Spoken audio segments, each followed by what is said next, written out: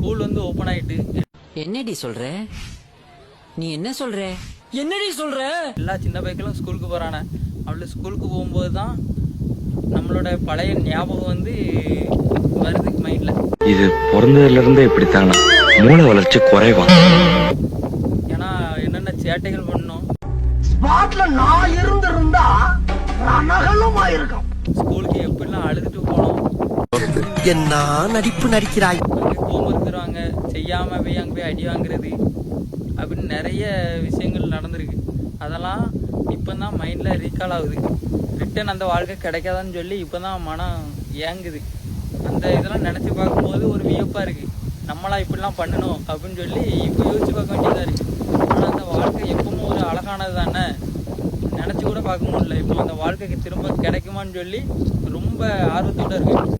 அதாவது வாய்க்கு வந்தபடி எல்லாம் பேசப்படாது. எதா இருந்தாலும் நியாயமா பேசணுமா இல்லையா? சரிப்பா, அடுத்த வீடியோல பார்ப்போம் வாங்க.